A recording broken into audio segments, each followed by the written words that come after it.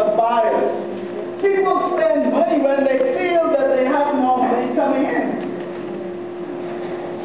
Well, the older folks may know this song. We sang a song many years ago. It said, "Sponge your money, never done." Never done. Oh, some young folks know that one too. Yeah. Because it was felt that there was so much sponge in the ocean, and the fish were catching it so readily that they would never get rid of the money that was coming from the sponge. And then in the 80s, we had a different culture where we had this money that was all over the place. Everybody had some of it, you know. It just seemed like to be dropping out of the sky and washing on the beaches and everything else. And we began to feel that that money was never done. But we see people who had lots of money during those times, and today they are and so you have to realize that when it comes to money, it's not how much money you have, but it's what you do with the money that you have. Very important. So the first thing you have to do when it comes to money is to change your thinking about money. Change the way you're approaching it. So I want you to write down the letter C. You've got to change. You've got to make some changes. And there's no better time to make changes than when everybody is feeling the pinch. No matter where you live, rich, poor, black or white, you're feeling the pinch.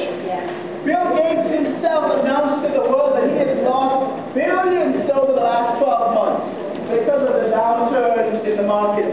So everybody is what? Feeling the pinch. Don't forget it. And so this is a good time now to change your thinking about how you approach money. What is the thinking that I want you to change? The first thing you've got to realize is money is intended for more than just spending. Money is intended for more than just spending. So you've got to stop treating money like milk. You've got to stop treating money like milk. What am I saying to you? Who's bought a carton of milk recently? When you buy a milk carton, there's a date stamp on it, which says to you that I must use this milk before this date. It's the expiration date. If you keep the milk beyond that date, what happens? It spoils. So what you've got to realize is that you have to stop treating money like milk, because money never spoils. In fact, the longer you hold on to your money, the more you get and the more powerful it becomes. So you have to change your thinking to realizing that money never spoils. In fact, most behaviors live from paycheck to paycheck.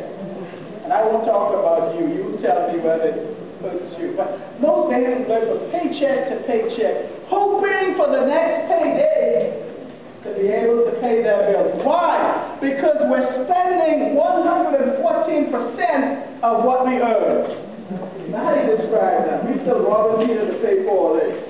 Yeah.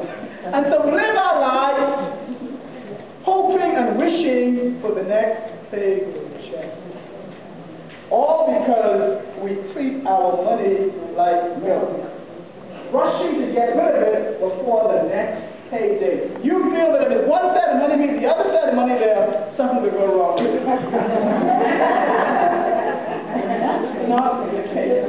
And so the first change we're going to make is what? Stop treating money like milk.